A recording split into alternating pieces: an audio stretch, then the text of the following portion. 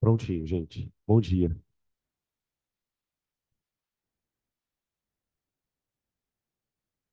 Tá quente aí no canto?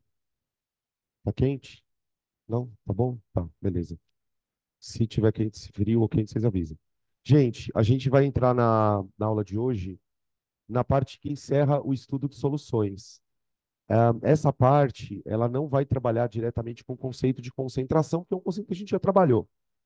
Mas a gente vai falar de uma parte teórica que envolve o estudo de soluções, que é a parte de propriedades coligativas. Durante algumas aulas, sobretudo na parte de interações moleculares, a gente andou falando de pressão de vapor, já andamos falando de volatilidade. Então, de uma certa maneira, a gente vai pegar esse assunto agora e vai destrinchar ele com detalhes, tá? O que que estuda propriedades coligativas de soluções, né? O próprio nome já é meio complexo. É, o que que significa coligar?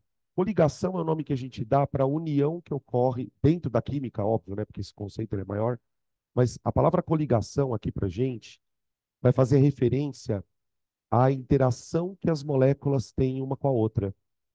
Pode ser uma ponte de hidrogênio, pode ser um dipolo permanente, pode ser um dipolo induzido. Dependendo das características das moléculas de uma substância, se elas são polares ou apolares, essas moléculas podem interagir por dipolos.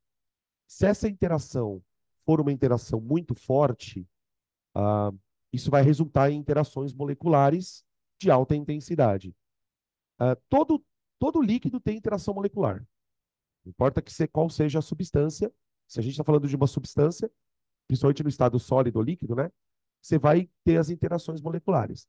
O que a gente vai observar é que quando você adiciona um soluto a esse solvente, qualquer que seja o soluto, a presença do soluto vai alterar as interações moleculares do solvente. E essa alteração nas interações moleculares do solvente vai causar mudanças nas propriedades coligativas. Então, quando a gente fala em propriedades coligativas, vamos já começar a definir. As propriedades coligativas, né? Vamos escrever aqui, ó. Propriedades coligativas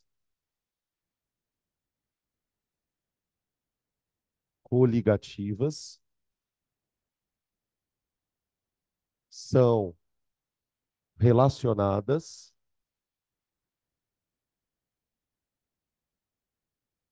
à existência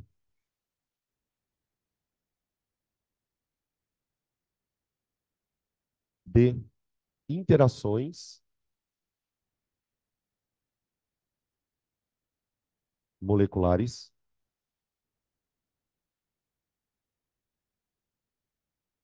Propriedades coligativas são relacionadas a interações, à existência de interações moleculares nas partículas do solvente.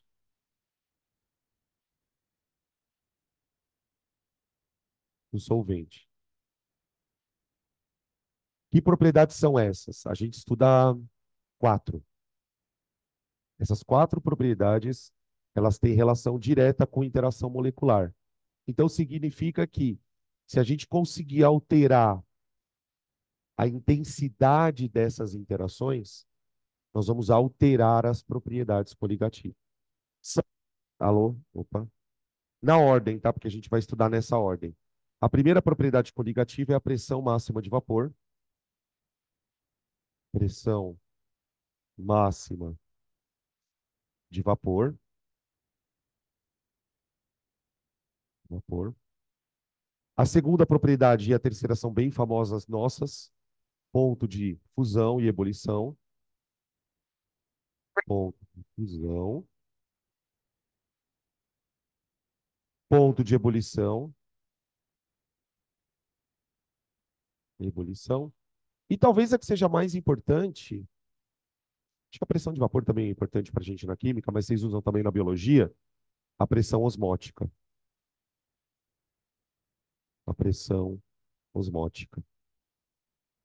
Então a gente vai tentar entender, né, dentre esses efeitos coligativos, como que funciona a pressão osmótica, né? Por que que um líquido, numa pressão, num sistema onde ocorre osmose, né? Por que que o líquido passa de um ambiente para outro, né? Por que que essa diferença de concentração faz com que o solvente migre de um lado para o outro nas membranas? Então, a gente vai falar um pouquinho dessas quatro propriedades. A que vai dar mais trabalho é a pressão de vapor, tá? As outras são mais tranquilas. Há também um outro aviso. Ahn, Existem duas maneiras de você estudar propriedade coligativa. Existe uma maneira que é a qualitativa, que é assim, eu sei que quando eu colocar um solvente, um soluto num solvente, a pressão de vapor cai. Ok, isso é uma questão. Agora, existe uma maneira de você calcular esses efeitos coligativos. A pressão de vapor cai, cai, mas cai quanto? O ponto de ebulição sobe? Sobe, mas sobe quanto? Então, a gente vai dar uma pincelada também nessa parte matemática, como que eu calculo esse efeito coligativo, tá? Salientando que essa parte é menos importante. A parte de contas é uma parte bem menos importante, tá? E aí eu não estou falando só do Enem, não. Eu estou falando dos vestibulares de maneira geral. Eu vou falar um pouquinho como que eu calculo esses efeitos, mas sempre deixando claro que essa parte é menos importante, tá? Mais superficial, beleza? O que vai acontecer? Ah, todo líquido tem isso aqui. Todo líquido tem essas propriedades. O que nós vamos observar é que quando eu adicionar um soluto dentro do líquido, todas essas propriedades alô, todas essas propriedades vão variar. Então, eu vou escrever aqui, ó. Ao adicionarmos, nossa senhora, que caneta estranha. Ao adicionarmos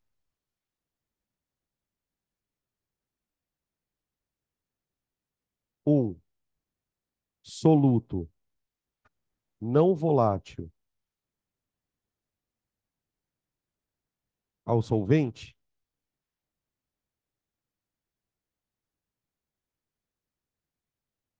vamos observar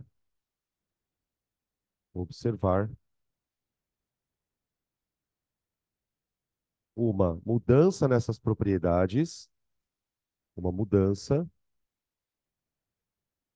nessas propriedades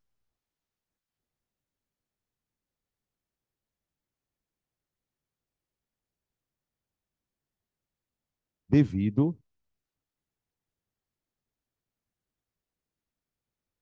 ao acréscimo de interações moleculares. Acréscimo de interações moleculares. Opa.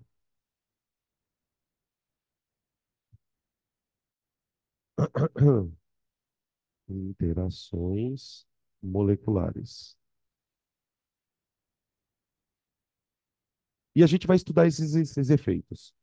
Ao adicionar, aqui, para quem, o pessoal de casa também, não sei se está dando para enxergar, ao adicionarmos um soluto não volátil, ou seja, um soluto que não evapora ao solvente, vamos observar uma mudança nessas propriedades, nessas, devido ao acréscimo de interações moleculares. Porque a lógica é a seguinte: quando eu tenho solvente puro, pensa lá, vai água pura, você tem um tipo de interação entre as moléculas, no caso, a ponte de hidrogênio.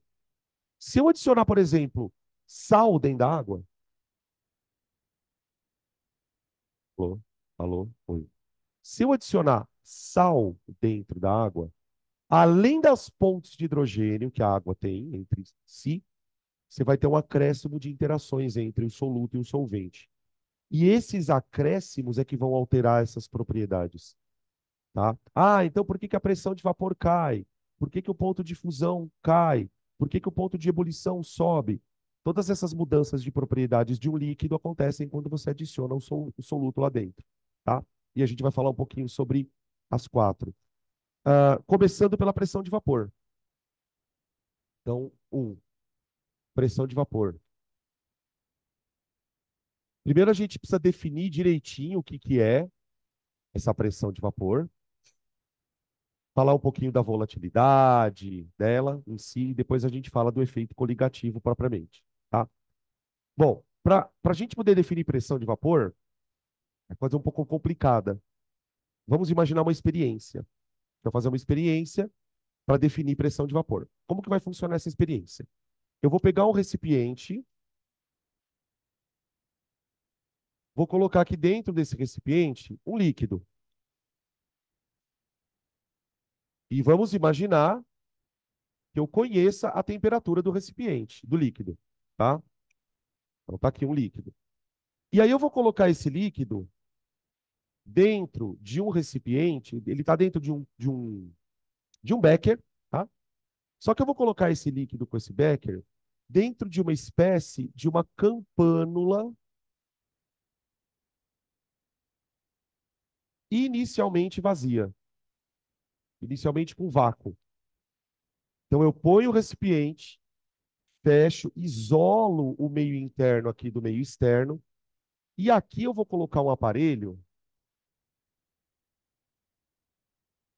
que vai medir pressão, pressão do ambiente dentro do vidro.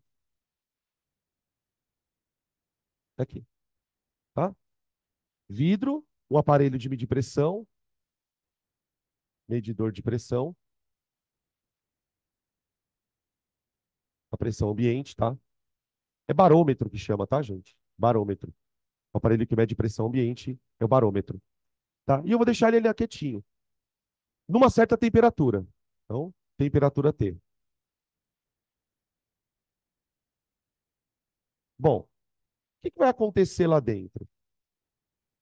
Eu vou deixar esse negócio aí um tempão, tá?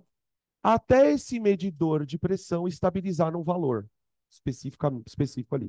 O que que vai acontecer lá dentro do recipiente? Algumas moléculas de líquido vão evaporar.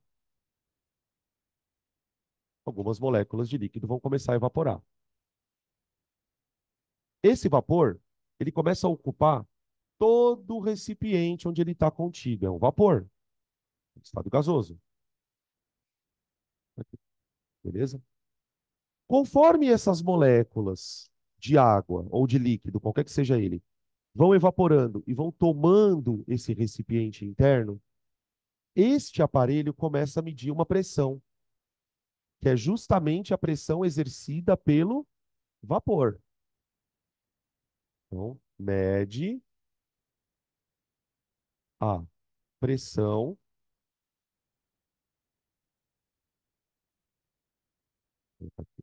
mede a pressão exercida pelo vapor. Pelo vapor. Beleza? Essa pressão que é exercida pelo vapor, ela vai variar de acordo com a temperatura que está o líquido. Tá? A pressão exercida pelo vapor,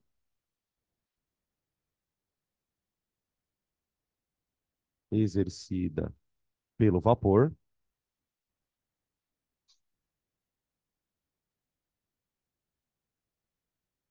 vapor, depende da temperatura do líquido. Depende da temperatura do líquido.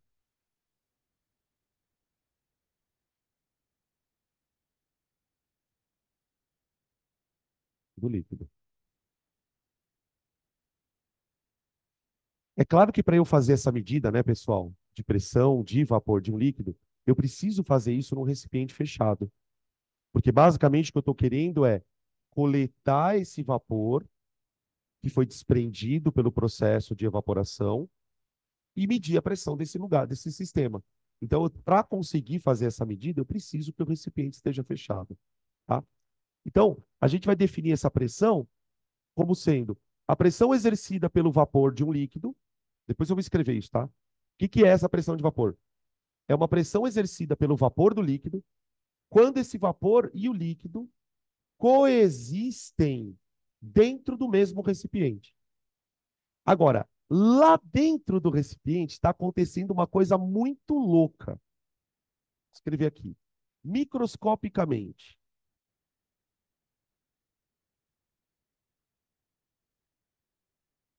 Vamos imaginar que a gente pudesse olhar para essas moléculas e conseguisse enxergar o que está acontecendo lá dentro. Se tivesse um super hiper microscópio, que a gente conseguisse visualizar o que está acontecendo aqui dentro. Se a gente pudesse olhar lá dentro, no momento que esse sistema está parado ali, quietinho, a gente ia ver duas coisas acontecendo ao mesmo tempo. Duas coisas. Que são as seguintes: água no estado líquido, ou água, ou líquido que seja, tá? Se transformando em vapor.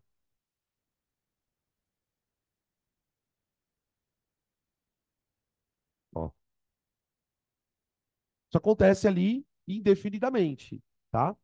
Só que ao mesmo tempo em que as moléculas do líquido estão passando para o estado de vapor, as moléculas de vapor também estão voltando a condensar no estado líquido. Isso só acontece porque o sistema está fechado. Eu não estou deixando o vapor ir embora. Quando esse vapor entra num nível aqui, onde ele está saturando o sistema, onde está cheio de vapor, uma parte desse vapor começa a condensar e voltar para o líquido novamente. E o que é mais bizarro nessa história é que essas duas reações, quando o sistema está parado ali, essas duas reações elas estão em absolutamente equilíbrio. Elas estão acontecendo com a mesma velocidade. A gente tem aqui evaporação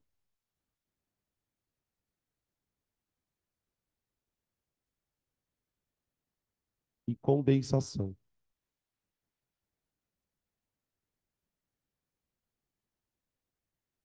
tá? Esse tipo de sistema reversível, a gente vai estudar bastante no segundo semestre, ele está no que a gente chama de estado de equilíbrio. Então, aqui dentro tem água evaporando, condensando. Perdão, gente. Muitas vezes, essa condensação ela pode acontecer na parede do recipiente. Então, é muito comum, por exemplo, numa situação como essa, estar no laboratório fazendo esse experimento, você começa a observar aqui na parte superior algumas gotinhas de água ou do líquido em si que estão condensando porque estão encostando na parede. Quando esse líquido começa a condensar na parede do recipiente, é porque aqui dentro você já tem uma condição de vapor saturante. Você já tem tanto vapor que o equilíbrio começa a se estabelecer, tá? É nesse momento, quando a reação está em equilíbrio, que eu vou medir essa pressão aqui, ó, tá? Então, o jeito mais nerd de definir pressão de vapor é o seguinte: a pressão de vapor é a pressão de vapor que um líquido exerce quando esse vapor está em equilíbrio com o próprio líquido. Quando esse sistema está acontecendo de maneira reversível, porque o vapor atingiu uma condição de saturação, é aqui que eu meço a pressão desse vapor. Pressão do vapor. Tá? O que que acontece? Essa pressão de vapor, normalmente, nos exercícios, nas questões aí que a gente vai entrar e contra pela frente, ela vai aparecer em milímetro de mercúrio. Ela pode vir em ATM, pode vir em Pascal, enfim, as unidades que a gente conhece, mas ela vem geralmente expressa em milímetro de mercúrio.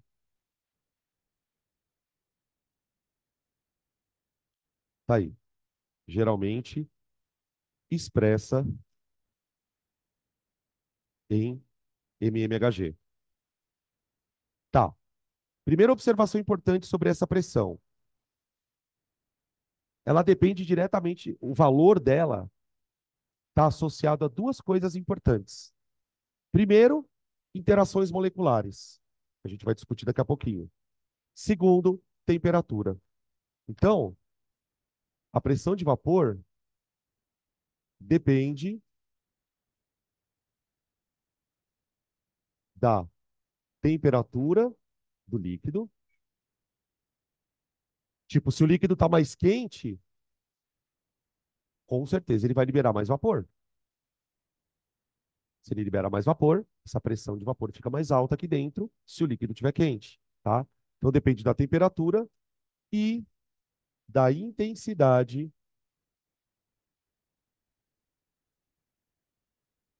das interações,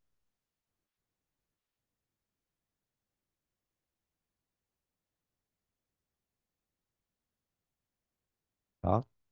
Quando um líquido tem interações moleculares mais frágeis, a tendência é que ele desprenda mais vapor nesse experimento, tá? Repetindo, quando um líquido tem interações moleculares mais frágeis, ele vai ter uma pressão de vapor maior aqui dentro, por conta dessa fragilidade das interações. Se, esses- ah, se essas interações são mais frágeis, significa que as moléculas, de alguma maneira, têm mais facilidade para evaporar. Então você tem um líquido mais volátil, tá? E é aí que entra o que eu estava falando aqui no começo, da mudança de propriedade. Porque o que vai acontecer é que, se eu colocar um salzinho aqui dentro, esse salzinho vai reforçar as interações moleculares e vai dificultar a evaporação do líquido. E aí a pressão de vapor diminui quando você compara os valores de pressão, tá? A gente vai estudar os dois efeitos. Vamos começar falando da relação entre temperatura e pressão. Relação entre temperatura do líquido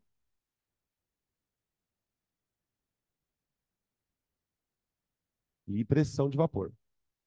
Esse gráfico é bem famoso, viu, gente? Pressão de vapor.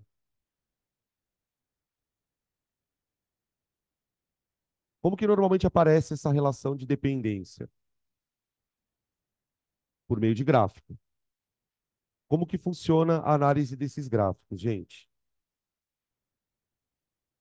Você vai ter no sistema, né, de análise, vai ser o gráfico, o eixo X, que vai mostrar a temperatura do líquido. Temperatura do líquido, tá? Normalmente ela vem expressa em graus Celsius. E no eixo Y vem a pressão de vapor dele,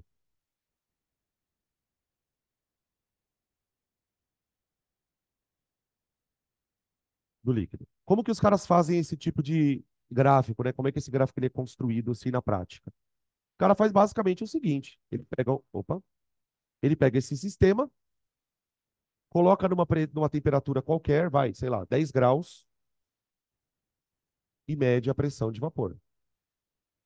Depois pega o sistema, aquece a uma temperatura, vai, de 15 graus, e mede a pressão de vapor. Para cada temperatura que ele escolhe aqui dentro, ele vai medir a pressão de vapor do líquido, saturando aqui o ambiente. E o gráfico ele vai aparecer mais ou menos assim, ó, gente.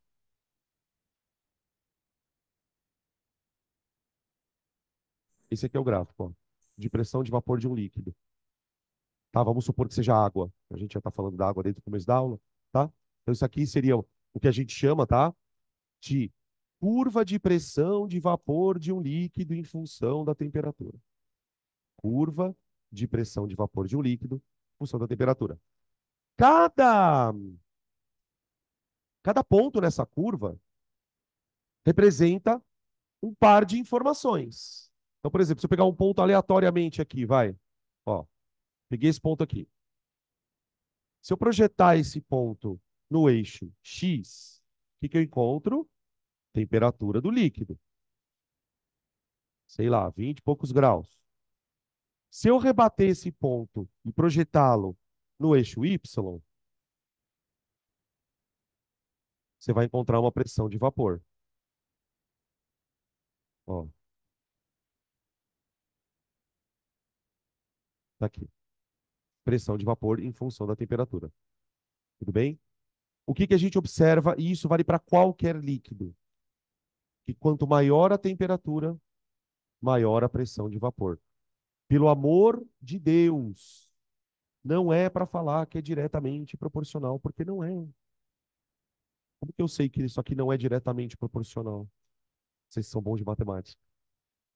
Isso não é uma reta, não é uma função é, diretamente proporcional. O que a gente pode dizer é assim, ó, aumentou a temperatura, aumentou a pressão de vapor. Acabou, tá? Quanto maior a temperatura, maior a pressão de vapor. Agora, o mais interessante, peraí,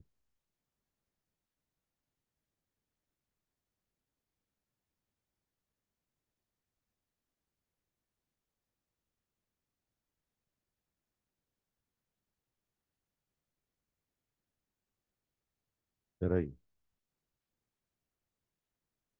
tá? Por que que isso acontece, né? Quimicamente falando, por que que o aumento da temperatura aumenta a pressão de vapor? Conforme a gente vai estudar mais lá na frente, isso tem a ver com deslocamento de equilíbrio. O que acontece basicamente é o seguinte: aqui dentro você tem um sistema acontecendo em dois sentidos, né? Água evapora, água condensa. Água evapora, água condensa. Se eu deixar a temperatura quietinha, sem mexer nela, esse sistema fica em equilíbrio para sempre. A mesma velocidade com que a água evapora, ela condensa. Isso é o equilíbrio, né? Os sistemas em equilíbrio, eles têm essa particularidade. As reações acontecem com a mesma rapidez. Mesma rapidez que uma molécula vira vapor, a outra condensa. Uma vira vapor, outra condensa. Isso fica acontecendo ad eterno ali. Só que acontece que, quando eu mexo na temperatura, eu favoreço uma das duas reações. Quando eu aumento a temperatura, eu estimulo a água a evaporar. A gente vai dizer que há um deslocamento de equilíbrio, tá? Você não precisa anotar esse termo se você não quiser agora, porque a gente vai definir depois, tá? Eu aumento a temperatura, essa reação aqui, ó, ela fica mais intensa, enquanto você vai aumentando a temperatura. Se esta reação fica mais intensa, mais água evapora. Se mais água evapora, a quantidade de moléculas aqui dentro de vapor aumenta, a pressão de vapor sobe, ok? Resumindo, quanto mais quente, mais vapor tem. Essa é a ideia. Se eu abaixo a temperatura, o efeito é o contrário. Quando a gente abaixa a temperatura desse sistema, você está favorecendo condensação. Então, o abaixamento da temperatura estimula a água a condensar. Oi, perdão. O abaixamento de temperatura estimula mais água a condensar. Agora pensa, se tem mais água condensando, o que que acontece com a concentração de vapor aqui dentro? Cai.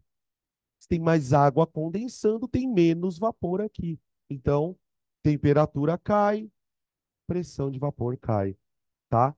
A explicação, então, para dependência da pressão de vapor com a temperatura é por deslocamento de equilíbrio, tá? A gente pode escrever assim aqui, ó. O aumento de temperatura,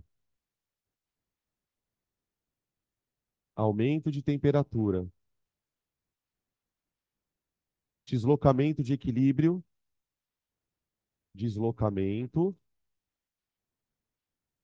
aumento do equilíbrio no sentido da evaporação.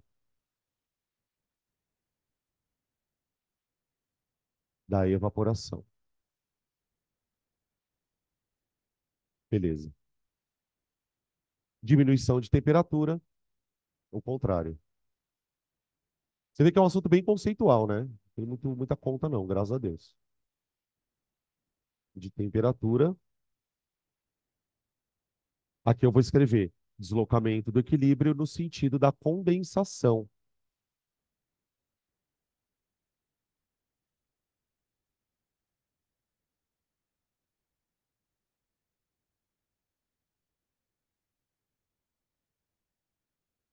Pronto. Oi, tá calor? Eu também tô suando que nem uma tampa de marmita. Peraí. Acho que é lá no fundo o negócio. Peraí. Olha. Nossa. Nu. É aqui.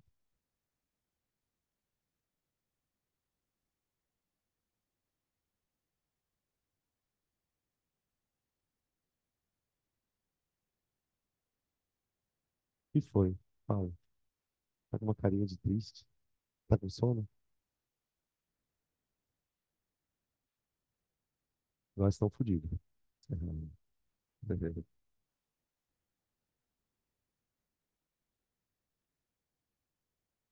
Aí. Bom, ah,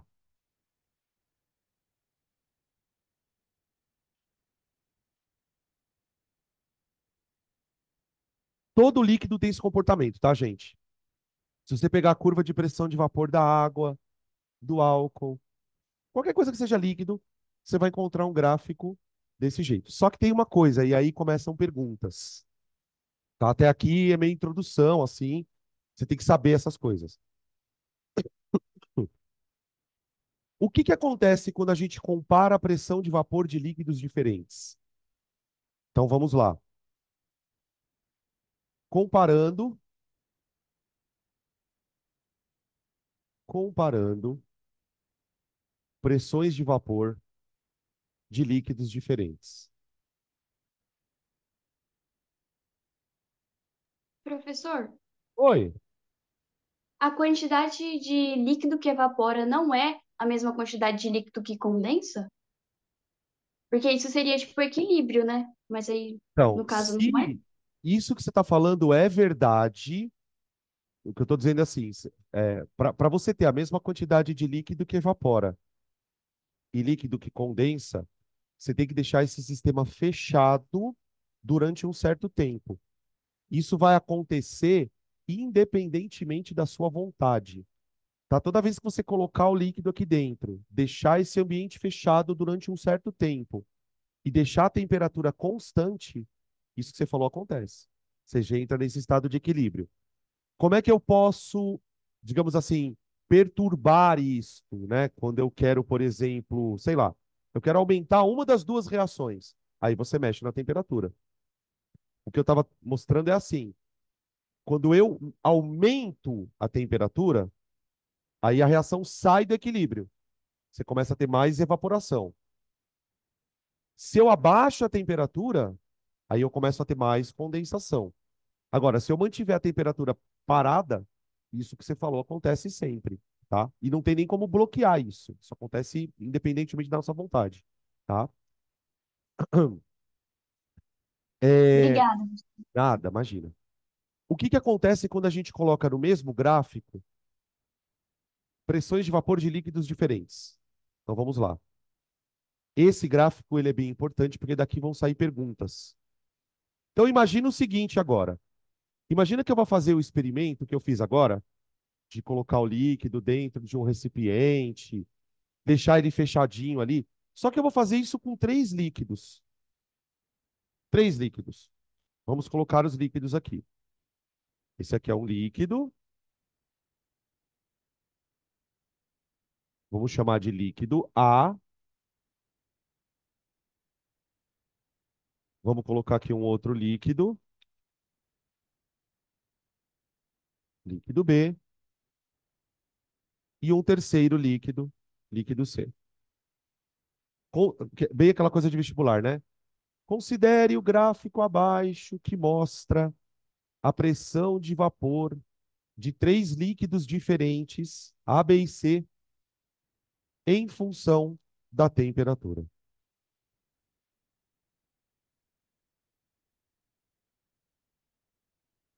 Tá aqui. Beleza? Tá, o que que esses líquidos têm de diferente? Para você conseguir descobrir a diferença deles, qual que é a melhor dica? Escolhe uma temperatura aleatória aqui no gráfico, ó. Vou pegar aqui uma temperatura T. Escolhi aqui, ó. Tá aqui. Escolhi uma temperatura qualquer. Agora eu vou pegar essa temperatura que eu escolhi e vou projetar nas três curvas. E eu vou descobrir uma coisa. Veja. E aqui e aqui. Ó, pronto. Então dá para entender bem. Ó, primeiro líquido aqui, líquido A. Uma coisa que é importante da gente descobrir, discutir aqui é o seguinte, só para você perceber. As curvas dos líquidos A e B e C, elas são idênticas, só que uma está abaixo da outra. O perfil da curva é o mesmo, tá vendo? Ou seja, Todos os líquidos A, B e C têm as suas pressões de vapor aumentadas conforme eu esquento. Isso é o comportamento de qualquer líquido. No entanto, se você escolher uma temperatura qualquer no gráfico, independente de qual seja, você vai perceber que o líquido A ele tem uma pressão de vapor maior do que as dos líquidos B e C. Olha aqui, ó. Projeta o ponto dos líquidos no gráfico. Ó, colocando aqui os três líquidos. Pressão de vapor do líquido C. Perceberam? O que a gente conclui olhando para o gráfico? Que numa mesma temperatura, líquidos diferentes possuem pressão de vapor diferente. Então, vamos colocar aqui conclusões. Conclusões. Primeira, numa mesma temperatura,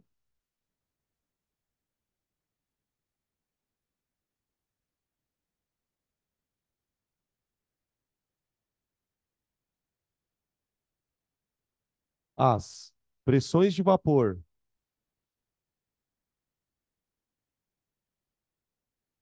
as pressões de vapor de A, B e C,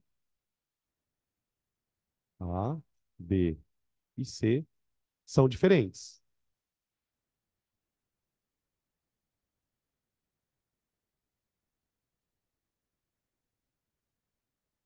Tá? Na mesma, vamos supor, vai, se os três líquidos forem colocados naquele recipiente a 25 graus,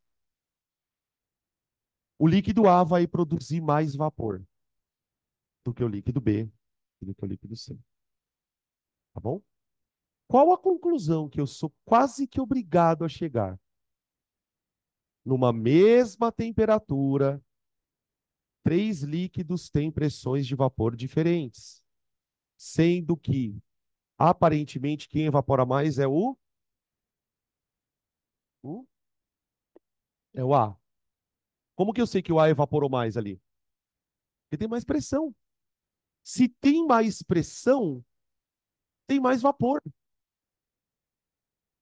Mas, professor, como é possível ter mais vapor do A do que B e do C, se os caras estão na mesma temperatura? Um deles é mais volátil. Quem é mais volátil? O A. Por quê? Por que será que o A é mais volátil? Porque as interações moleculares dele devem ser mais fracas. Não tem outra possibilidade para isso. Eu não sei quem é o líquido A, eu não sei quem é o B, eu não sei quem é o C, eu não sei se ele faz ponte de hidrogênio, mas uma coisa eu garanto: ao medir as três pressões de vapor na mesma temperatura e constatar que a pressão de vapor do A é maior, eu sou quase que obrigado a dizer ele evapora mais fácil. E se ele evapora mais fácil, é porque as interações moleculares são mais frágeis. Percebe como a gente linka com interação molecular? Ou seja, sabe o que o cara vai te perguntar numa questão dessa? Ele vai falar assim: considerando que um dos líquidos é água, vou dando um exemplo, tá? O outro é álcool e o outro é éter, quem é quem? Normalmente, a questão que vem comparando líquidos, ele vai pedir para você relacionar os líquidos com as moléculas que ele vai te apresentar como proposta. Então, é muito importante que a gente faça o link. Eu vou descrever. Primeiro, vamos alinhar o raciocínio. Tá? Eu só vou repetir de novo o raciocínio, depois a gente escreve tudo. Comparei três líquidos, ou melhor, comparei as pressões de vapor de três líquidos numa mesma temperatura. É importante que para você perceber isso, você compare na mesma temperatura. Tá? Os três líquidos. Percebi que um líquido tem pressão de vapor maior. Esse líquido evapora mais fácil. Se ele evapora mais fácil, portanto ele é mais volátil, né? É porque as interações moleculares nesse líquido devem ser de baixa intensidade, a ponto de facilitar o processo de evaporação, ok? Então vamos escrever coisas aqui. Diremos que A é mais volátil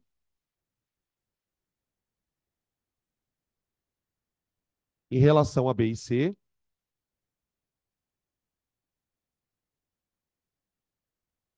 Agora vai, para quem tá pensando em fazer prova discursiva, vai.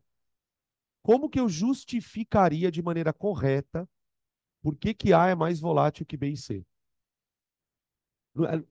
Tipo, o que eu tô querendo dizer é o seguinte, numa prova de múltipla, de discursiva, a gente não dá para escrever assim. A é mais volátil que B e C porque ele evapora mais fácil. Eu tenho que justificar com o dado do gráfico. Então, numa prova aberta, o que que eu faria? Eu falaria, eu diria, ó, eu vou dizer que o A é mais volátil que B e C, porque numa mesma temperatura, a sua pressão de vapor é maior que a dos dois. Então, tipo assim, ser volátil quer dizer basicamente o quê? Ter pressão de vapor alta, comparada com outras pressões de vapor, tá? Então, diremos que A é mais volátil em relação a B e C, pois numa mesma temperatura,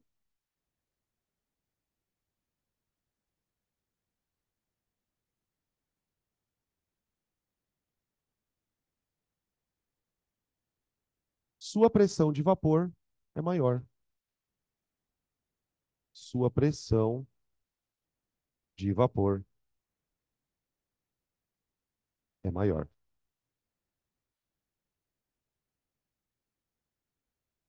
Tá aí. Isso é ser volátil, tá? E aí um terceiro apontamento que a gente poderia colocar aqui também, que é caso eu precise, por exemplo, relacionar as curvas com substâncias diferentes. O que que eu tenho que olhar na hora? Porque o exercício ele é muito, ele tem sempre um roteiro bem previsível. O que ele vai fazer? Ele vai te apresentar esse tipo de curva e vai te dar três moléculas. Considere que essas curvas fazem referências a esses três líquidos diferentes e vai pedir para você relacionar. Então, nesse caso, o que que a gente vai falar? É, concluímos também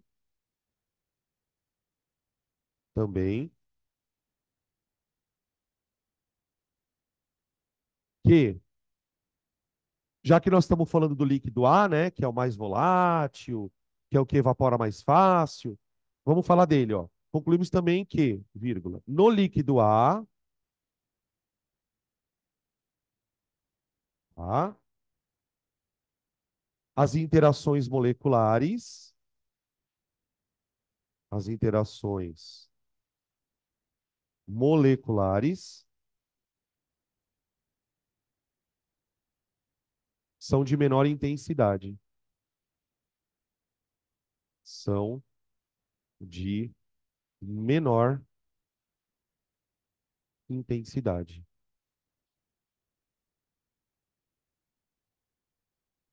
Tá bom?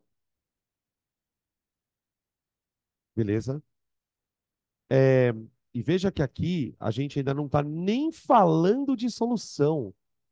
Perceberam que eu não usei a palavra solução ainda? Eu estou tentando entender o que é uma pressão de vapor para que depois eu consiga alterá-la produzindo uma solução. Tá? Beleza?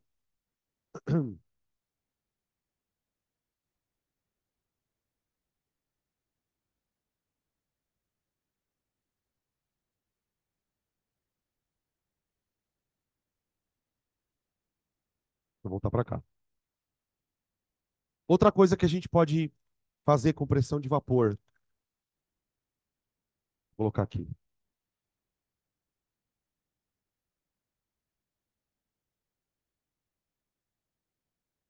Então, de pressão de vapor, a gente consegue estabelecer intensidade de interação molecular, volatilidade.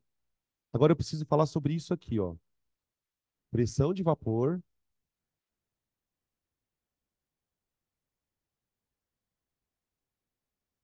e ponto de ebulição. Essa parte é bem louca. Ponto de ebulição.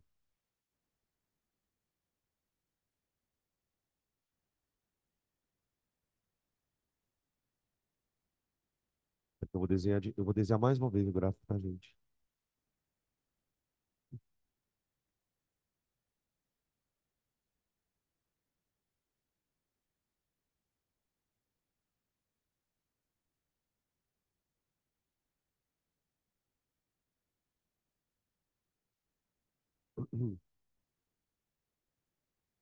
Opa,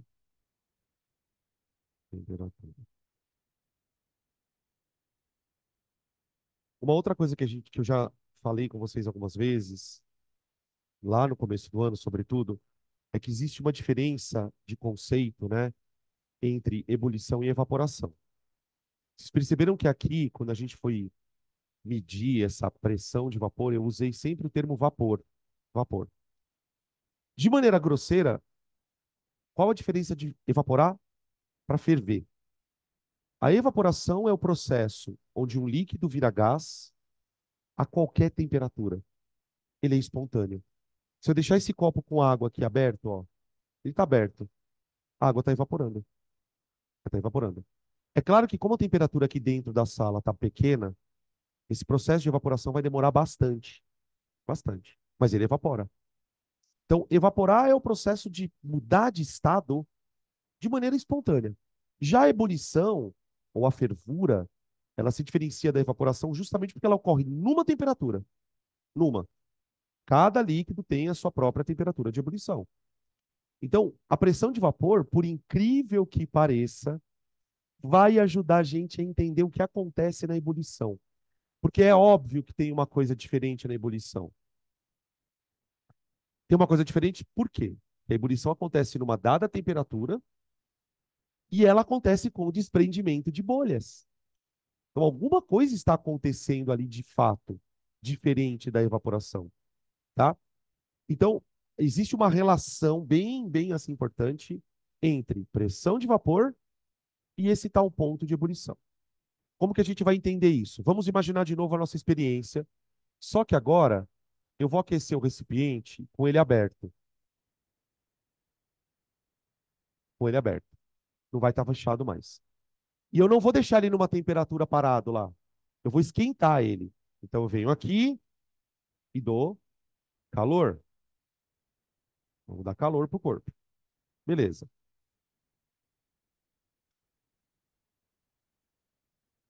Tá aqui. A gente sabe que o líquido naturalmente tem uma pressão de vapor. Só que conforme a gente vai aquecendo o líquido, essa pressão de vapor vai aumentando. Então imagina que você colocou um bulizinho de água lá para fazer um café de manhã. Aí a água estava uns 20 e poucos graus. Aí você pôs no fogo. Aí a temperatura da água começa a subir. Começa a subir. Começa a subir. Começa a subir. Ok.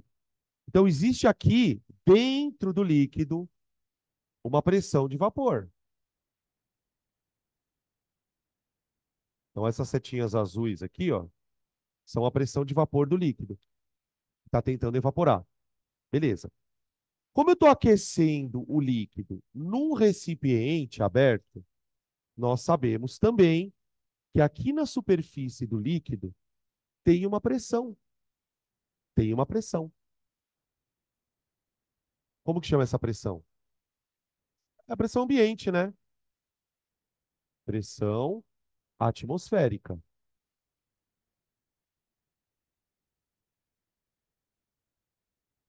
Vamos lembrar, né, pessoal, que esta pressão atmosférica, ela tem um valor. E o valor dela depende do quê?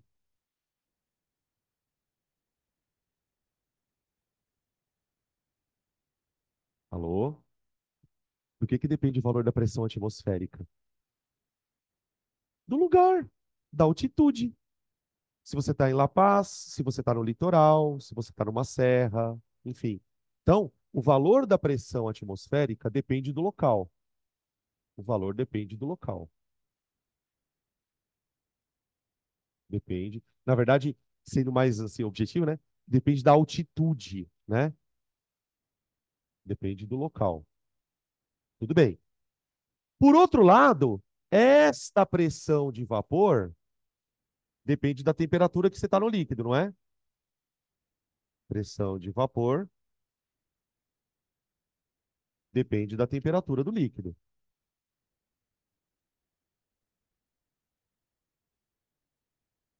Da temperatura do líquido.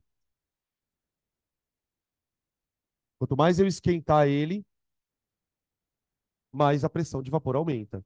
Só que é aí que está o ponto-chave. Por quê? Se eu ficar esquentando demais esse líquido, vai chegar uma hora em que a pressão de vapor dele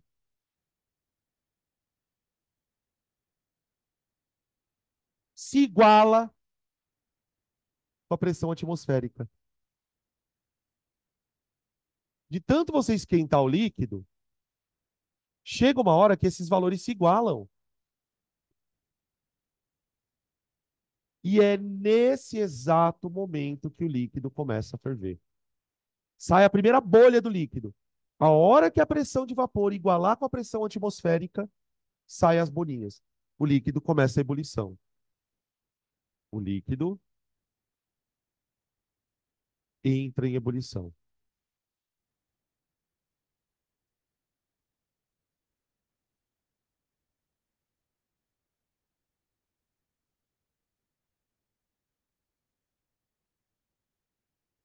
Algumas coisas começam a fazer muito sentido agora ou não? Por exemplo, quando eu digo que a água ferve a 100 graus ao nível do mar, eu digo que a água ferve a 100 graus ao nível do mar. Não é que ela tem que estar na praia para ferver a 100 graus. Ela precisa estar numa pressão equivalente à do nível do mar. Agora, a pergunta é difícil. Vamos ver se vocês conseguem concatenar uma resposta. Por que que a água ferve a 100 graus ao nível do mar? Qual que é a explicação correta para essa? Por que que ela ferve a 100 graus ao nível do mar? Qual é a pressão ao nível do mar? 1 atm. 1 atm. Então, vamos lá. Se eu estiver no nível do mar, a pressão aqui é 1 atm. Ou, se você preferir, 760 milímetros de Hg, não é? Ok. Agora vamos lá. Vamos imaginar que eu estou esquentando água. A água está a 20 graus, tá? A pressão de vapor dela está bem baixinha. Aí eu vou esquentando a água. O que que vai acontecendo com a pressão de vapor? Subindo, subindo. Quando eu chegar em 100 graus Celsius, adivinha qual vai ser a pressão de vapor da água? A 100 graus. Quando eu esquentar a água a 100 graus, a pressão de vapor dela, gente, é exatamente 760 milímetros de mercúrio. Por isso ela ferve. Por isso ela ferve nessa temperatura ao nível do mar. Tudo bem? É claro que isso suscita para nós uma série de outras questões. Por exemplo, então eu consigo ter água fervendo a temperaturas menores que 100 graus? Sim. Como eu faço isso? Leva para um lugar onde a pressão é menor. Ah, então eu consigo ter água fervendo a temperaturas acima de 100 graus? Sim. Desde que eu leve a água para pressões maiores. Ou seja, eu consigo regular a temperatura de ebulição de um líquido regulando a pressão onde ele está. Tenta imaginar, gente, se você está com um pouco de dificuldade de entender isso, tenta imaginar aqui que é um cabo de força. Você tem uma pressão de vapor querendo sair e, por outro lado, você tem uma pressão do ambiente evitando que isso saia. Para que ocorra a fervura, basta que estas pressões se igualem. Uma vez que essas duas pressões se igualaram, o líquido entra em fervura. Tá? Eu consigo, por exemplo, gerar ambientes, pessoal, onde a pressão é tão baixa que eu consigo fazer a água ferver a 20, 30 graus, desde que a pressão esteja baixa o suficiente. Isso a gente faz em câmara de vácuo. Se eu, por exemplo, se eu colocar essa água numa câmara de vácuo e tirar o ar de lá de dentro, abaixar essa pressão, a água começa a ferver sozinha, sem você esquentar ela diretamente, tá? Então, eu posso escrever assim, ó, é possível controlarmos a temperatura de ebulição de um líquido,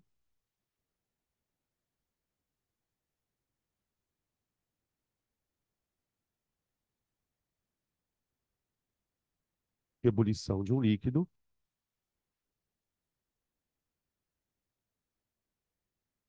um líquido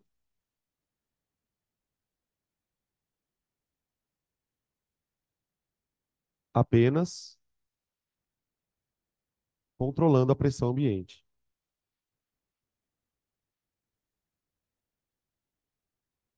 Ô, gente, olha que louco isso que eu vou contar para vocês agora. Peraí.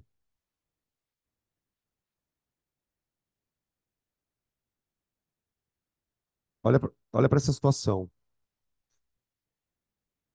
Imagina que eu tenha dois líquidos formando um sistema de uma fase só. Dois líquidos formando um sistema de uma fase só. Como que eu poderia separar esses líquidos? Formando uma fase só. Dois líquidos formando uma fase. Destilação. Destilação. Para destilar, o que que eu preciso fazer com o sistema? Aquecer. Tudo bem? Agora, então, imagina que você está lendo um texto e apareça a seguinte expressão: destilação a vácuo. Para que serve um vácuo dentro de uma destilação? Para baixar a temperatura de ebulição. Destilações a vácuo são sistemas onde você vai fazer uma destilação normal. Você bota a mistura lá, esquenta, tudo normal. Só que ao invés de você fazer a destilação na pressão ambiente, você faz uma câmara de vácuo. Qual é o objetivo? Diminuir os pontos de ebulição para que você não precise aquecer tanto o sistema, tá? Isso é uma aplicação prática de como a pressão de vapor pode afetar o ponto de ebulição. Uma outra aplicação prática muito famosa, vou até colocar aqui, atenção, panela de pressão. Ela. Volta e meia aparece questão de panela de pressão no vestibular. O VUNESP gosta muito desse tema, os vestibulares da VUNESP. A panela de pressão, ela faz o contrário da câmara de vácuo. Ela aumenta a pressão interna. Com qual objetivo? Bom, se a temperatura de ebulição da água depende da pressão do ambiente, o raciocínio é: se eu colocar água num ambiente onde a pressão seja muito alta, se a pressão ambiente for muito alta, significa que eu vou ter que aquecer mais a água para ela atingir essa pressão. Então, na panela de pressão, a vantagem que eu tenho é: eu tenho água fervendo a 140 graus. Eu consigo proporcionar a água ferver numa temperatura maior do que 100. E isso vai produzir a cocção do alimento, que é mais rápida, tá? Então, nas panelas de pressão, ó, a água ferve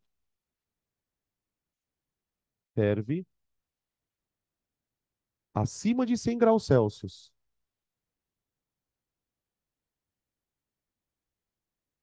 devido à alta pressão interna.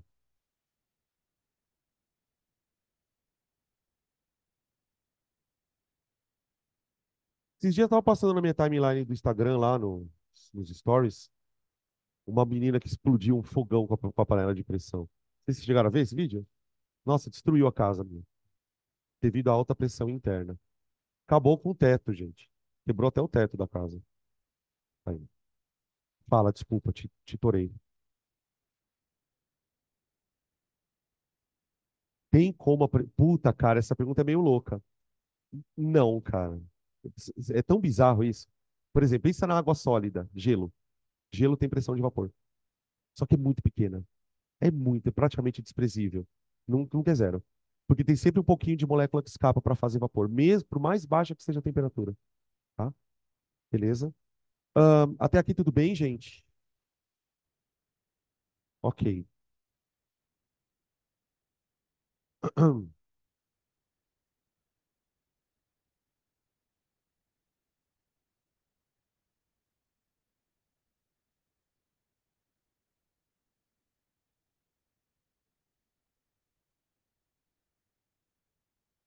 Outra coisa que eu precisava comentar com vocês ainda sobre esses conceitos.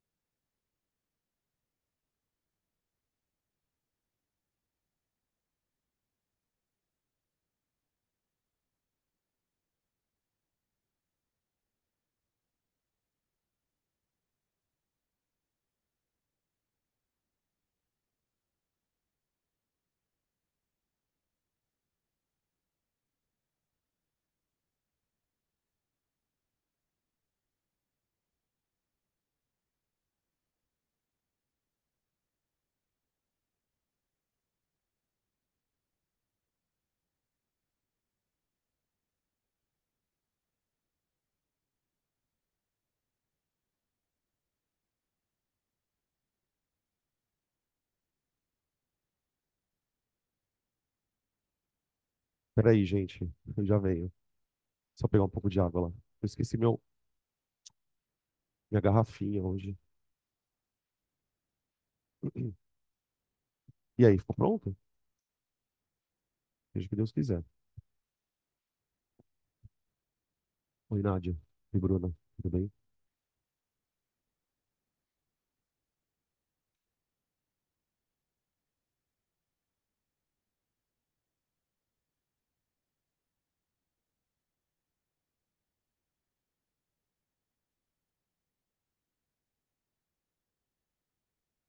Gente, tem café, tá?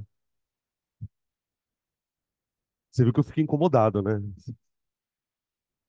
Ô, gente, outra coisa que eu queria falar para vocês, ainda dentro dessa discussão de pressão de vapor, volatilidade e ponto de ebulição. Existe um bom senso, existe um senso entre nós, e ele não é muito correto, mas a gente fala, que é a seguinte coisa, provavelmente você já falou isso também. Ah, fulano é mais volátil porque tem ponto de ebulição menor. Imagina essa frase. Fulano, sei lá, um líquido tal, é mais volátil porque tem ponto de ebulição menor. É verdade que líquidos voláteis têm pontos de ebulição menor? Sempre é. Mas cuidado na hora de usar essa frase para justificar a outra. São coisas um pouco diferentes. E é bem interessante a gente mostrar isso num gráfico. Isso também é pauta de exercício. Eu escrevi aqui assim, ó, líquidos voláteis possuem pontos de ebulição baixos. Isso é verdade, mas é importante que a gente guarde a informação de que uma coisa não explica a outra. Ele é volátil não é porque ele tem ponto de ebulição baixo, tá? Vamos lá. Líquidos A e B. Aqui eu tenho pressão de vapor, fechou? E aqui eu tenho temperatura. Se aparecesse uma pergunta do tipo assim, justifique pelo gráfico por que que o líquido A é mais volátil. Se você tiver que justificar pelo gráfico por que que o A é mais volátil, gente, o truque é fazer o que a gente fez aqui, ó. Escolhe uma temperatura fixa e compara as pressões de vapor dos líquidos. Então, sei lá, numa dada temperatura aqui, ó, escolhe lá uma temperatura, aí eu escrevo, olha, o líquido A é mais volátil do que o B, porque numa dada temperatura qualquer, a pressão de vapor do A é maior que a do B. Aqui, ó. Pressão de vapor do A e pressão de vapor do B. Tá, ó. Então, A é mais volátil, pois pressão de vapor é maior. Acabou. Tudo bem. Agora, uma outra pergunta, que talvez seja um pouco mais complicadinha, seria a seguinte: mostra para mim no gráfico qual é o ponto de ebulição do A e do B. Vamos imaginar que os dois estejam ao nível do mar. Ao nível do mar, a pressão atmosférica é 1 atm. Como é que eu faço para mostrar no gráfico o ponto de ebulição dos líquidos? Bom, para um líquido ferver, é preciso que a pressão de vapor dele se iguale à do ambiente, ok? Então imaginem, por exemplo, que eu vá representar aqui no gráfico, ó, a pressão de 760 milímetros de mercúrio. Pressão ao nível do mar. Então, para você ferver o líquido a pressão de vapor dele tem que atingir esse valor. Para você ferver o líquido B, a pressão de vapor dele tem que atingir esse valor, certo? Então veja, para eu fazer o A atingir essa pressão de vapor, eu tenho que aquecer ele nessa temperatura aqui, ó.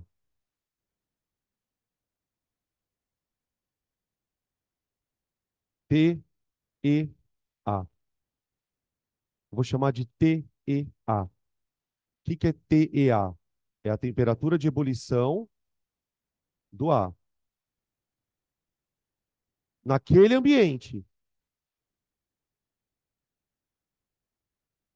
de A ao nível do mar.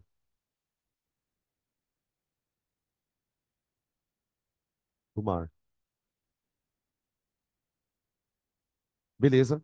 Agora faz a mesma coisa para o B. Aí você vai perceber a história. Ó, para você aquecer o B, para ele ferver nesse mesmo ambiente, ó, a temperatura dele tem que estar maior. Ó,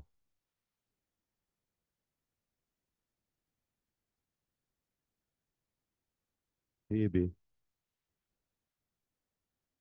que que acontece aqui, né? Como o B ele é menos volátil do que o A, isso está claro no gráfico. Para eu conseguir fazer o B atingir a mesma pressão de vapor do A, ele precisa estar mais quente, ele precisa esquentar mais. Temperatura de ebulição de B ao nível do mar. Então, é verdade, sim, que os líquidos menos voláteis têm ponto de ebulição maior. E não é para falar também assim, ah, então quer dizer que demora mais para ferver? Não tem nada de demora.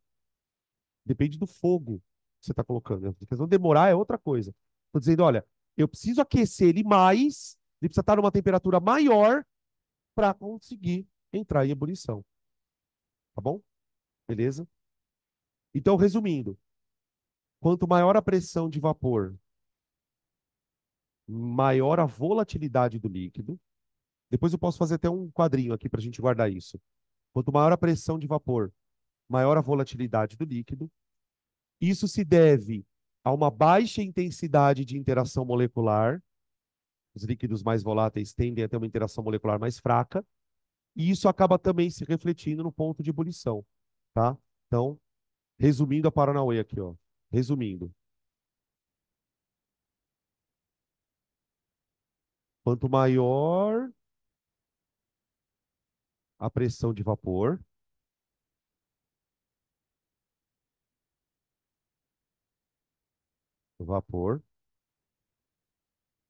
maior a volatilidade do líquido, maior a volatilidade do líquido. Isso se deve a uma baixa intensidade das forças intermoleculares. Então, menores serão as interações moleculares,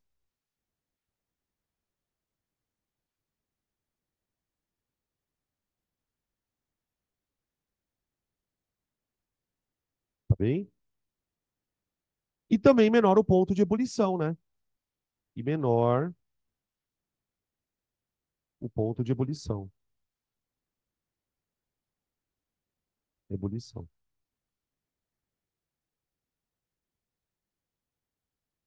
Aí. Isso aqui é o quadrinho de conceito, tá? De um conceito amarrado no outro.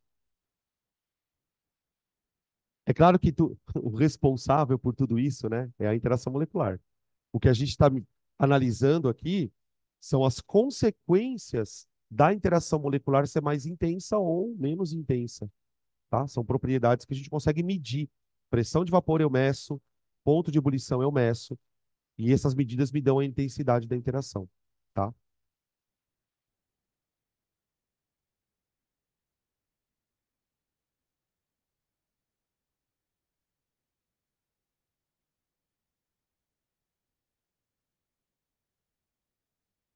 Vamos fazer uns exercícios?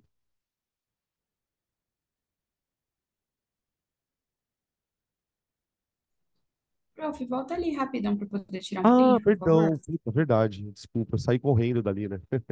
Desculpa. Aqui. Aqui?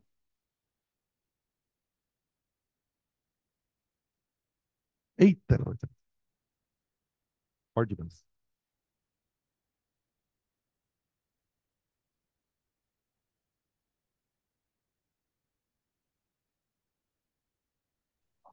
Professor, tem como ir um pouquinho mais para a direita aí?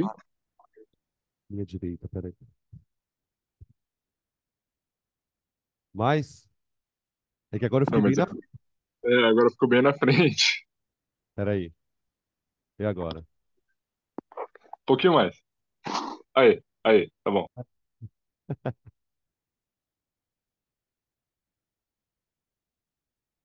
Hum. É que se eu levantar, ela volta, ela vem atrás de mim. Ai, nossa, que dor no joelho, misericórdia. Velho. Já tá pintado já. Já deu? Você quer que eu volte lá? Não, já printei já tá tranquilo. Beleza.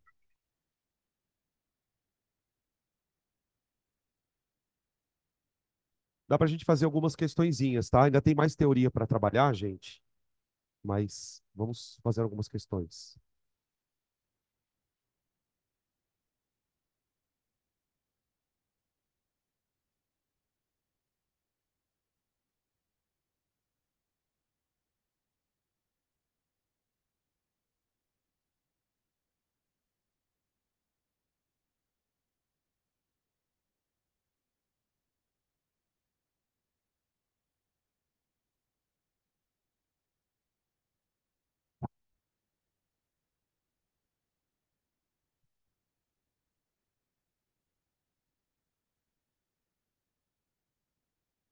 Deixa eu achar aqui. Página 167, tá? Não, 159, perdão.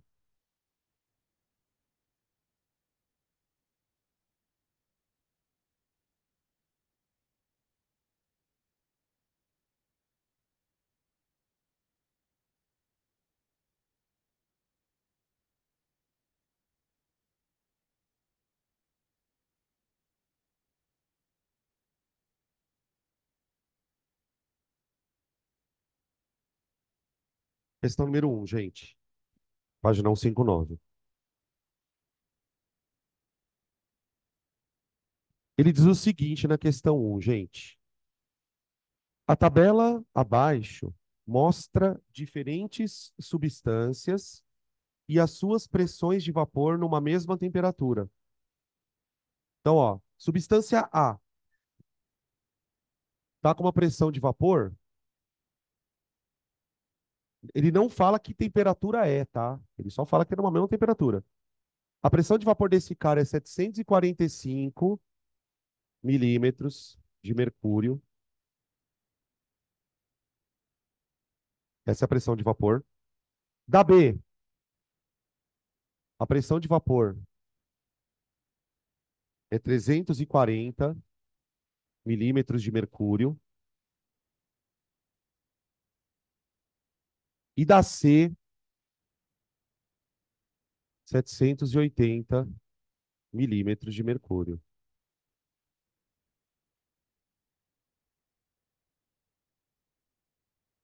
Aqui.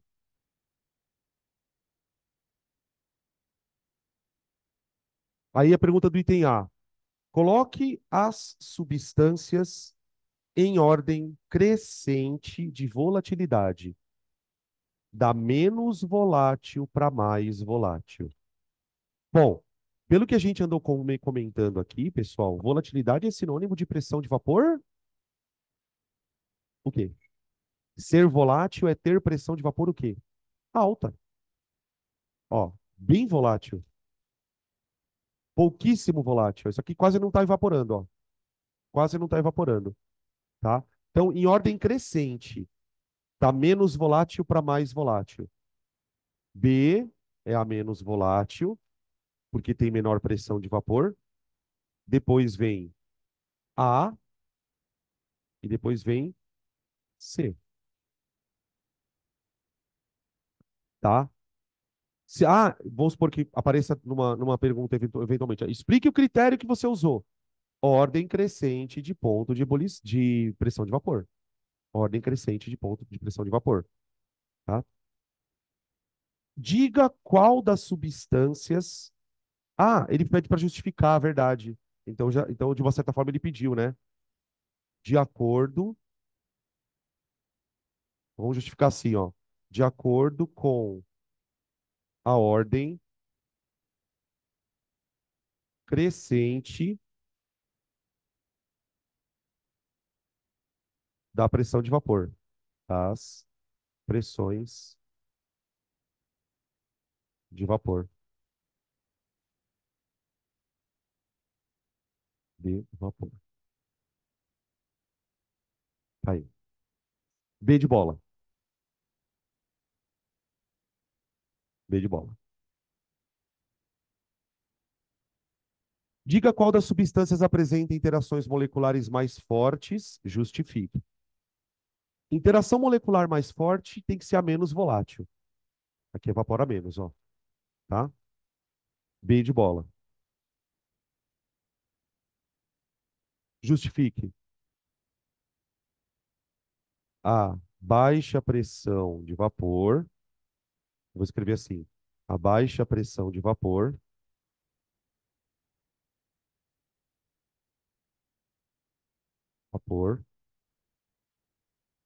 indica alta interação molecular no líquido. Interação molecular na fase líquida.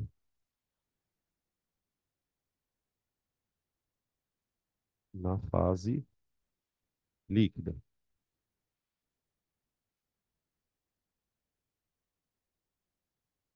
Tá? Bem objetiva, tá? A baixa pressão de vapor indica alta interação molecular na fase líquida. Acabou. Simples. C.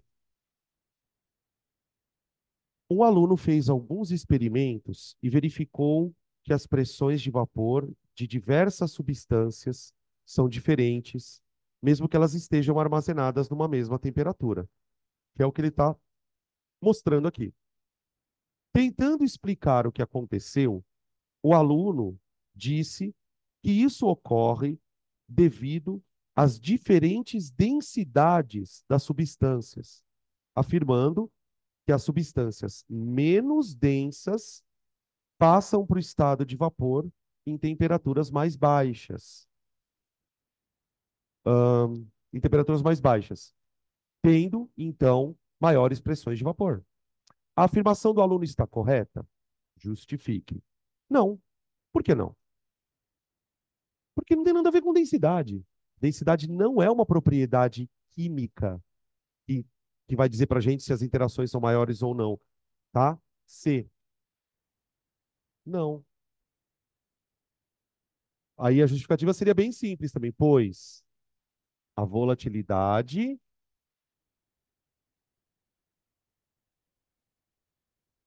é explicada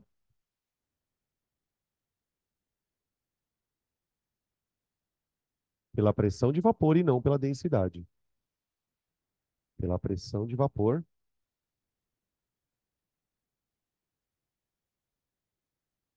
e não pela densidade. Esse erro até meio comum, viu, gente? É muito comum, muitas vezes, a gente associar que fulano evapora mais fácil porque é menos denso. Tá? Esse conceito, essa confusão de conceito é até certo ponto comum da gente fazer em uma hora ou outra, principalmente quando você está começando a estudar todos esses assuntos. Tá? Agora, deixa eu fazer uma pergunta que não está no texto, que ele poderia muito bem fazer. Vamos supor que esse experimento estivesse sendo feito ao nível do mar. Olha as pressões de vapor dos caras ao nível do mar. Faz de conta que isso está acontecendo ao nível do mar. Tem algum deles que seria líquido aqui? Ou qual ou quais deles seriam líquidos? Quais seriam os estados físicos dessas três substâncias ao nível do mar? Pensa que ao nível do mar, a pressão é quanto? 776. 776 milímetros de mercúrio, não é? Tá. Esse cara já atingiu? 760, desculpa. Esse cara já atingiu 760? Então ele está líquido ainda. Está quase fervendo, ó. Está quase fervendo. Esse aqui está líquido? Tá ainda, porque não está fervendo. E esse aqui? Esse ferveu. Se a pressão de vapor desse cara tá maior que a do nível do mar, quer dizer que no nível do mar esse cara virou gás já. Ele já ferveu. Esse cara seria líquido ao nível do mar, quase fervendo, tá vendo? Ó, tá quase fervendo. Esse aqui tá longe de ferver. Ixi, esse aqui precisa ser esquentado ainda bastante para que a pressão atinja. Entenderam esse lance, gente? Tá? Beleza? Tá aí então a questão número 1. 2.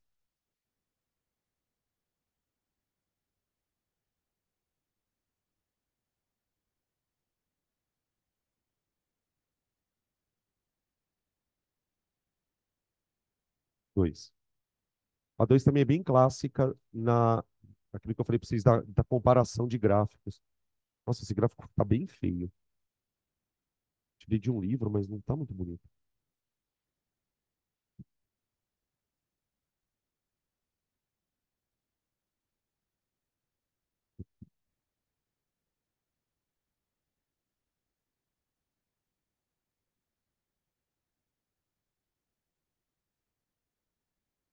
Aqui. Observa o gráfico abaixo. No eixo Y, a gente tem a pressão de vapor, que está em mmHg, e no eixo X, a gente tem a temperatura das substâncias A e B. O A é o azulzinho e o B é o rosinha aqui. Com base nesse gráfico, determine substância mais volátil. Como que a gente descobre pelo gráfico quem que é mais volátil? É o que está mais acima, né? É a curva que está mais acima, tá? Você pode guardar isso como um lembretezinho que te ajuda a resolver questões rápidas, tá? Claro que o jeito mais chato seria escolhe uma mesma temperatura e vê qual tem maior pressão de vapor, né? Então eu vou colocar aqui, ó, A é mais volátil, e aí eu vou escrever uma justificativa, tá bem? Pois numa mesma temperatura,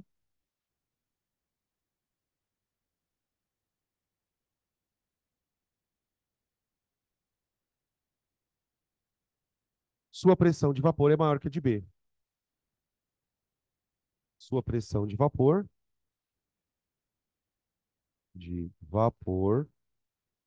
é maior que B. Que B. B. De bom. B. Qual que é a pressão de vapor aproximada da substância B de bola a 80 graus Celsius? Bom, o que que eu tenho que fazer? Eu vou na curva B, que é a curva mais baixinha, procuro lá a temperatura de 80 graus,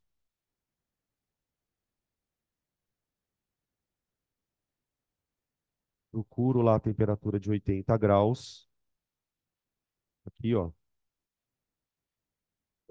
e jogo essa temperatura no eixo Y. Vai dar uns deixa eu ver, 720 mais ou menos, né? Quase fervendo ao nível do mar, olha lá,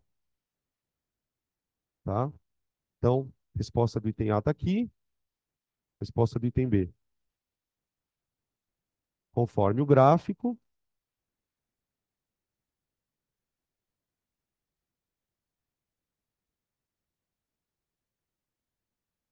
a pressão de vapor é 720. Alô?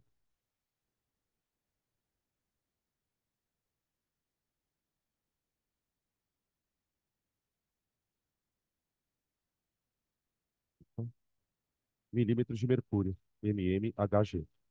Pronto. Ali, falou. Tá aí. Questão número 3.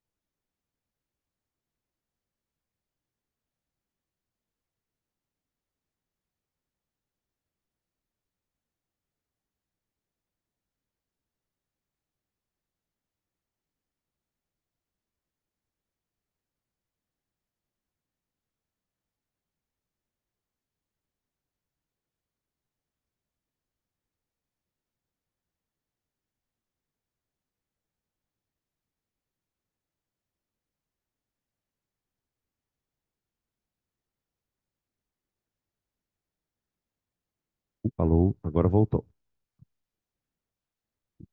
Voltou.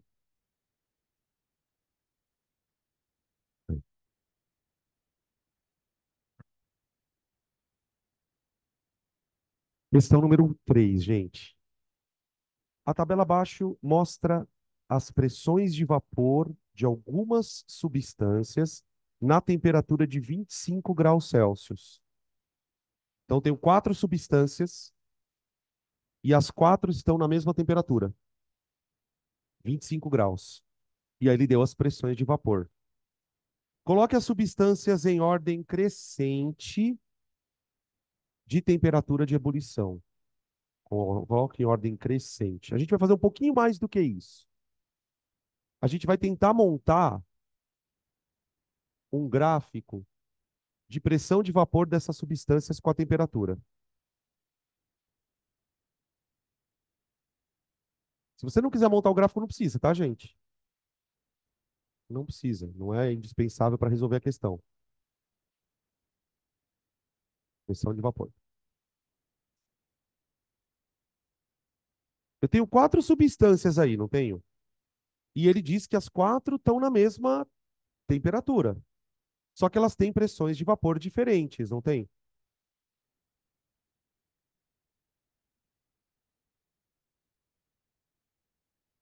Qual das 4, gente, tem maior pressão de vapor nessa temperatura? Procura aí para mim. É a B? Quanto vale a pressão de vapor dela? 720. Então tá aqui, ó. Aqui tem um ponto, tá? Que tá na temperatura de 25 graus, 720 milímetros de mercúrio. É a pressão de vapor do líquido B, nessa temperatura. Tá. Depois, qual que é o segundo lugar? É o C? O C, quanto que vale a pressão dele? Tá ali, ó, C, um pouquinho mais baixo. Eu não estou respeitando escala, tá, gente? Então, ó, pressão de vapor do líquido B a 25 graus.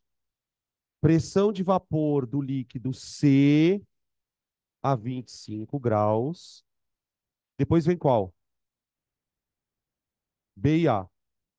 Então seria uma coisa meio assim, ó.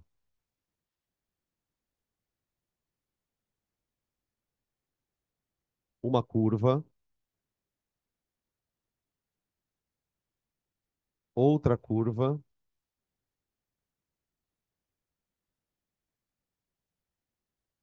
outra curva,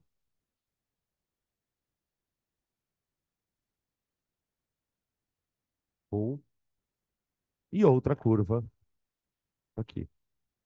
4 líquidos, 4 curvas de pressão de vapor. Aqui, tá? A curva que está em preto aqui, ó, é a curva do líquido mais volátil. Está mais acima. A curva que está em azul, essa última aqui, ó, é o menos volátil. Tá bom? Beleza? Ficou B, C, D, A, né? Peraí, deixa eu só colocar aqui. B,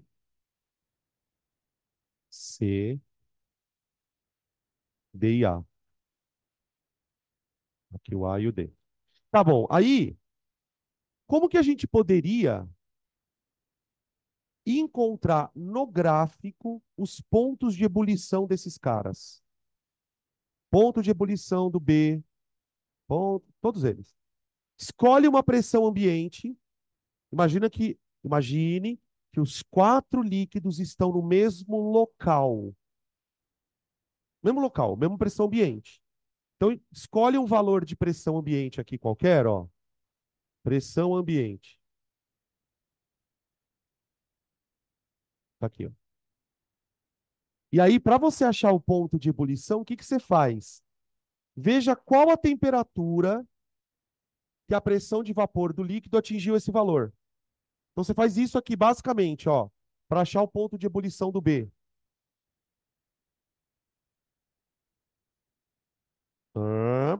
Ó. Nessa temperatura aqui, ó, ele conseguiu atingir a pressão ambiente. Temperatura de ebulição do B. Tá vendo, ó? Eu aqueci o líquido nessa temperatura para a pressão de vapor dele atingir a do ambiente. Então, aquilo confirma aquilo que a gente tinha falado antes. O mais volátil tem ponto de ebulição menor. Compara, por exemplo, o ponto de ebulição do B, que é o menor, com o ponto de ebulição do A, que é maior. Olha aqui, ó. Para o A atingir essa pressão, ele tem que estar mais quente, ó. Ó, ele tem que estar mais quente. Temperatura de ebulição do A, ó. Tá bom? Então, a resposta da questão é bem simples, ó. Coloque as substâncias em ordem crescente de temperatura de ebulição. Temperatura de ebulição do B é a menor de todas, já que ele é o mais volátil, né? Depois vem temperatura de ebulição de C. Depois vem temperatura de ebulição de D. E depois vem temperatura de ebulição de A. De A, tá?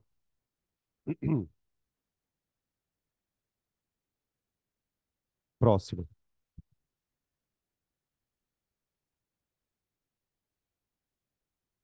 Mais uma vez a gente se depara com um diagrama de fases.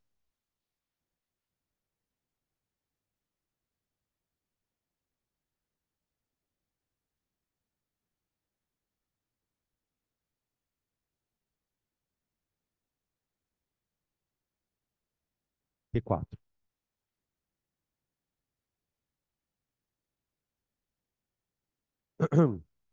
Ai, deixa eu desenhar aqui o diagrama. Esse aqui acho que não é da água, não. É do iodo. Ah, tá.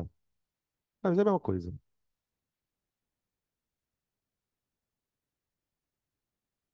Pressão, temperatura.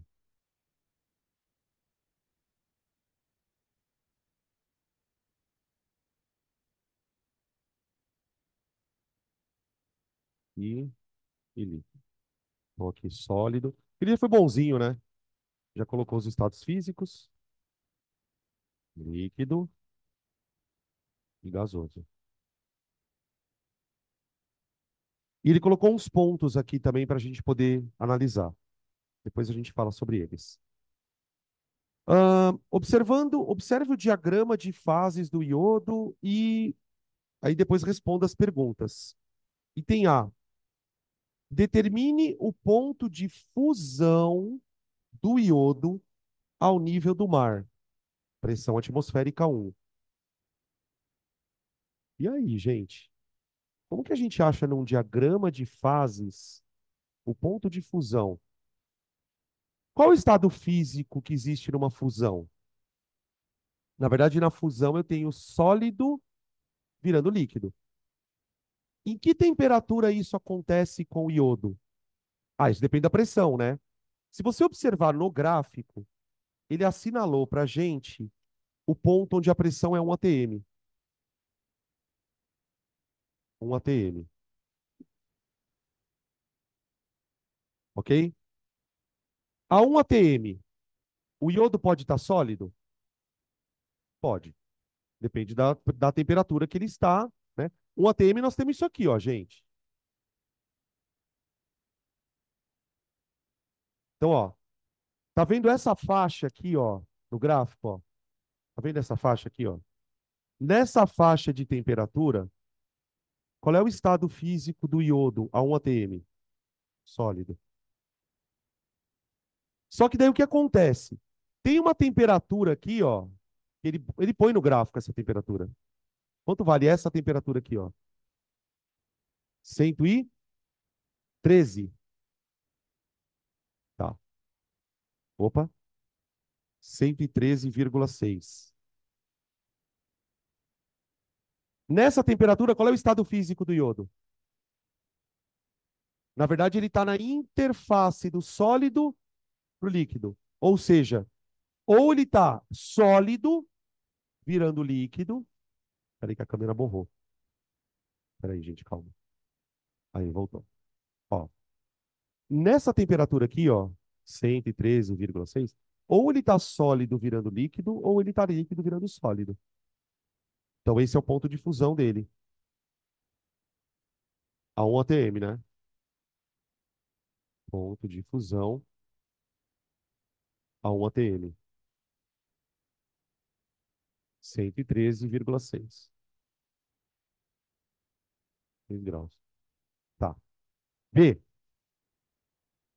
Determine o ponto de ebulição. Ah, o ponto de ebulição. É só você continuar aqui no gráfico, ó. O ponto de ebulição vai acontecer aqui, ó. Nessa temperatura aqui, ó. Interface entre líquido e gás. Esse aqui é o ponto de ebulição, ó. Que vale quanto? 189? 44,4? 84,4? Só fica estressado, né? Talvez. Então quer dizer o seguinte: qual é o intervalo de temperatura onde eu consigo ter iodo no estado líquido? Para você ter iodo no estado líquido, ele pode estar entre 113,6 e 184,4 aqui, ó. Nesse intervalo eu consigo ter ele líquido. Abaixo disso, sólido, tá? E acima disso, gasoso, tá? Beleza? C. Em que estados físicos podemos encontrar iodo a 25 graus? Ah, peraí, deixa eu só. Eu esqueci de responder o item B aqui. Ponto de ebulição. Ponto de ebulição. 184,4. Vocês perceberam que na pergunta do item C, ele não especificou a pressão?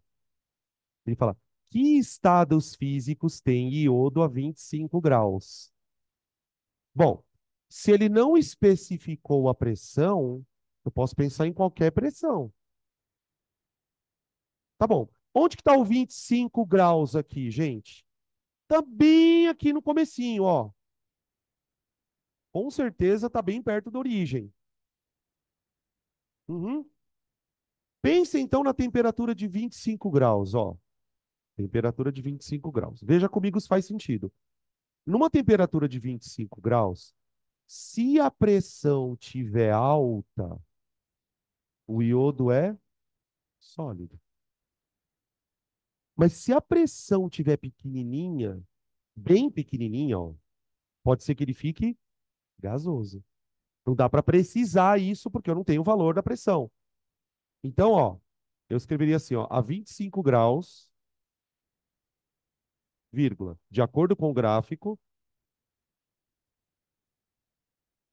de acordo com o gráfico,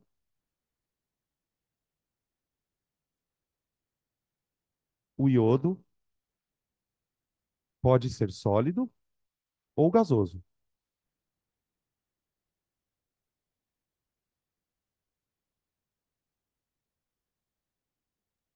Por isso que ele sublima, né, gente, na temperatura ambiente. Lembra que um dos exemplos que a gente dá quando a gente está estudando mudança de estado, né, da sublimação, é o caso do iodo. Né? O iodo, numa temperatura baixinha, que a gente está na nossa atmosfera aqui, se a pressão estiver alta, ele tende a passar para o sólido. Ele é sólido. Mas ele, para ele passar do sólido para líquido, ó, ele teria que estar numa temperatura de 113. Como a temperatura da nossa atmosfera gira em torno aí dos 25, 30 graus, ele passa do sólido para o gasoso direto. Tá? Beleza? Aí tem mais uma aqui. D. Abaixo de qual temperatura o iodo não pode ser líquido? Abaixo de qual temperatura o iodo não pode ser líquido? Bom, para o iodo não ser líquido, ele não pode estar aqui dentro, não é? Qual é a menor temperatura em que isso acontece? Deve ser essa daqui, ó. Deixa eu ver como é que tá esse gráfico aqui. Ele é um gráfico bem vertical, né? Ah, ok. Eu que desenhei ele errado, né? Ele é bem verticalzinho assim, ó. Aí, agora ficou menos pior. Que temperatura é essa? 113,6. Abaixo de 113,6, ou ele é sólido ou ele é gasoso. Aí vai depender da pressão, tá? De abaixo de 113,6 graus Celsius. Aí, ok?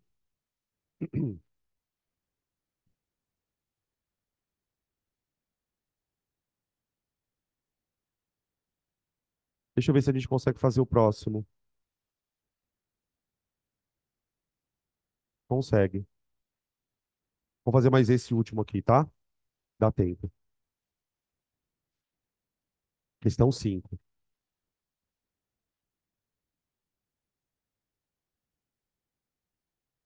Também de diagrama.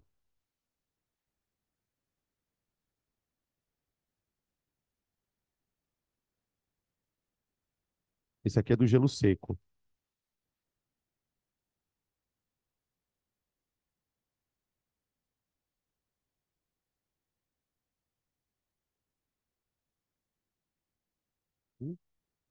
Temperatura. Você vê que os diagramas eles são bem parecidos, assim, tipo, parece uma figura de um Y aqui. Sólido, sempre no comecinho do gráfico, líquido aqui no miolo e o gasoso aqui embaixo. O gasoso. Vai. Oi.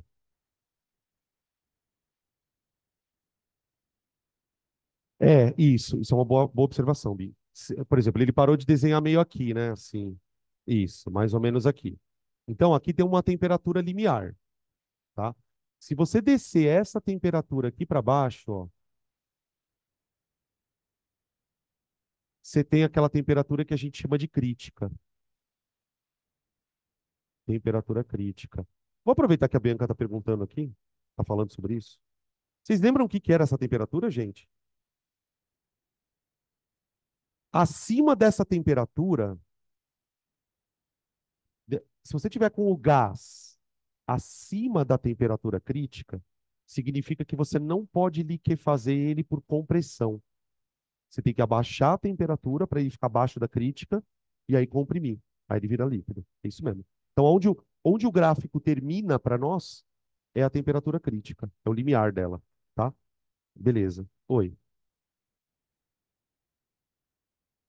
Então, na verdade, o termo gás aqui que a gente está usando pode ser usado, no caso da água, né? Tanto para vapor como para gasoso. A gente fala que o estado gasoso, que é vapor ou gás. Tá? Mas nos gráficos aparece gás aqui normalmente. Mas o correto seria escrever assim, né? Vapor e aqui sim, gás. Tá? Esse é o mais correto. Tá?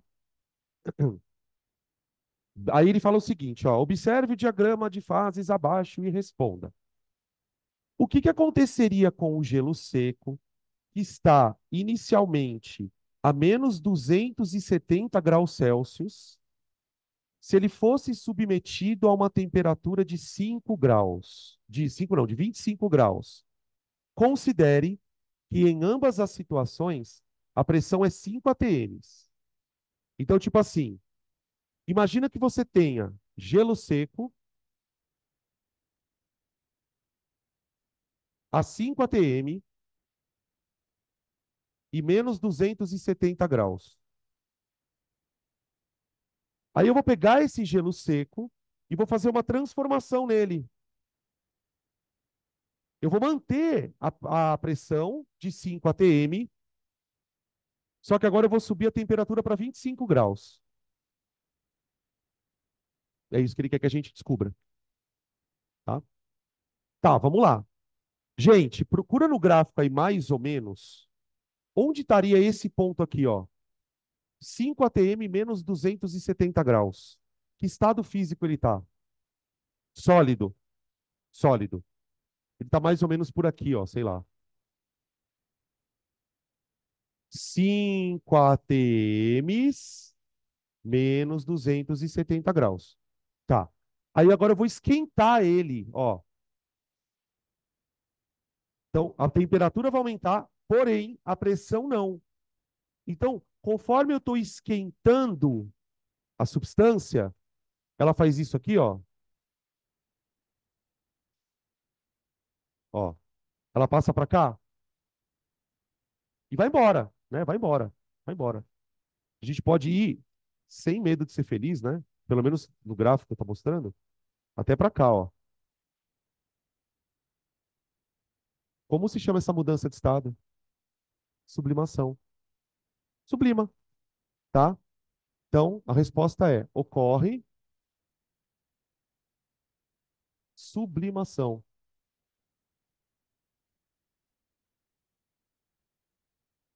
vírgula. Isto é, passagem do sólido para o gasoso.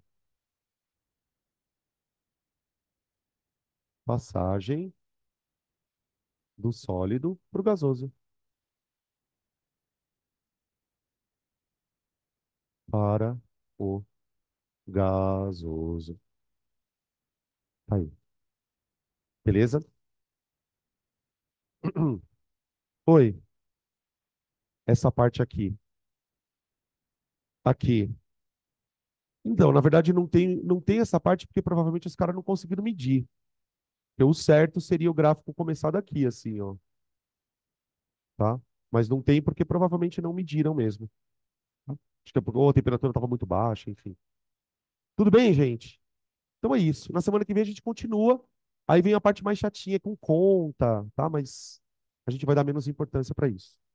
Fechou? Então é isso. Cafezinho, bolachinha. A gente volta em 30 minutos, tá? Oi.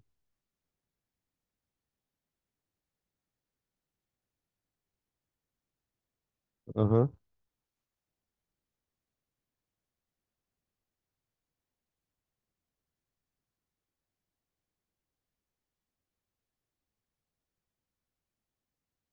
Aglutinar. Ela desce. É. Elas se aglutinam, a densidade do líquido é alta, ele, bum, desce. É isso mesmo. Só que isso tem que estar, a temperatura não pode estar muito alta, né? Por isso que se você esquentar demais acima da crítica, ele já não liquefaz mais. Exato. Isso. Exatamente. Tá? Pera, deixa eu só desligar o negócio aqui rapidão. Deixa eu- licença um pouquinho, Pedro. Obrigado. Peraí, dá licença um pouquinho. Aí. Nossa, essa câmera tá estranha. Olha lá. Aqui. Hum,